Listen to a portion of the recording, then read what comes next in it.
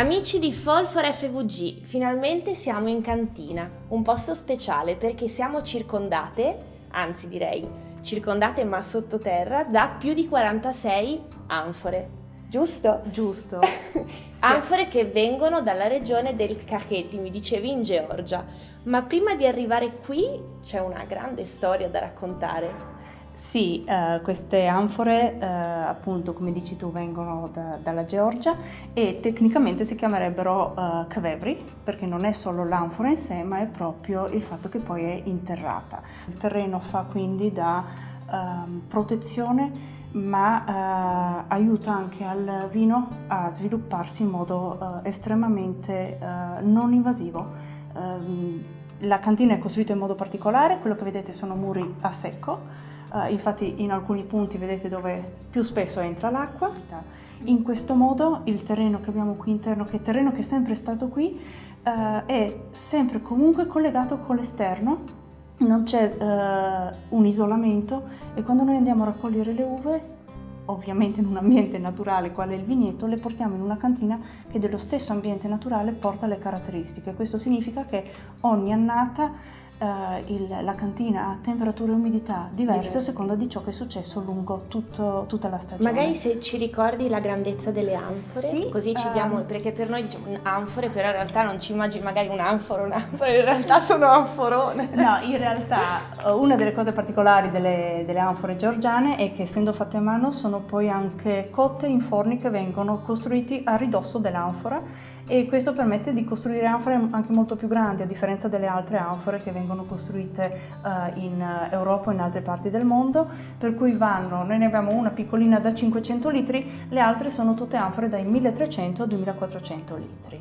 Perfetto, invece proprio parlando del perché la scelta delle anfore, perché diciamo è sorprendente, un cambiamento radicale in quello che è il pensare il vino, quindi magari raccontami proprio del momento in cui c'è stata questa scelta e di cosa ha comportato anche grande lavoro, come dicevi tu, una scelta di passare a un cambiamento totale in tutto quello che è Ma è stato in realtà un passaggio graduale, è nato da un viaggio fatto nell'87 da papà in California, allora la terra promessa, e lui in quel momento, quando è tornato a casa, si è reso conto che quello assolutamente non era il suo mondo. Tant'è che quando è arrivato in aeroporto a Venezia, mamma è andata a prenderlo e gli ha chiesto, cosa hai imparato?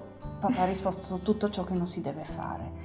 E è stato il momento in cui siamo passati poi a una produzione, abbiamo iniziato il percorso per una produzione senza l'utilizzo di chimica, stiamo passando alla biodinamica pur lavorando già da moltissimi anni seguendo le fasi lunari. Siamo passati a una coltivazione biologica perché abbiamo sempre mangiato moltissima uva e ci siamo resi conto che se la tratti e la mangi semplicemente ti stai autoavvelenando ed è una cosa piuttosto stupida da fare.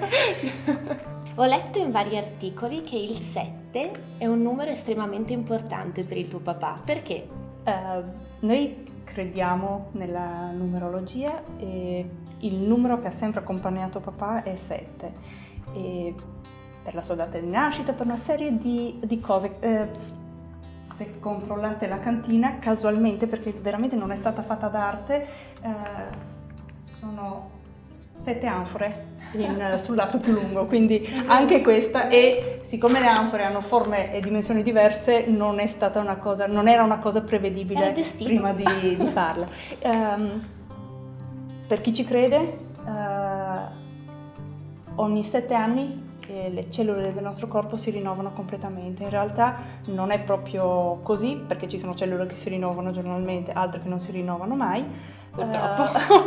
Però sta di fatto che ogni 7 anni tutto ciò che può essere rinnovato nel nostro corpo cambia. Per questo motivo, secondo Steiner, bisognerebbe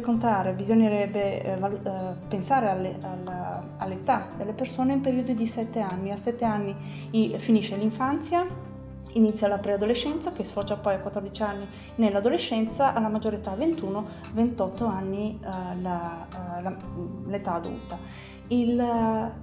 Noi pensiamo che affinare i nostri vini per 7 anni fanno normalmente quasi un anno in anfora, 6 anni in botti grandi prima di essere imbottigliati, e 7 mesi in bottiglia prima di essere messi sul mercato. Pensiamo in questo modo di mettere sul mercato vini che sono sufficientemente grandi per affrontare il mercato da soli. Perfetto, ti ringrazio, salutiamo gli amici. Grazie.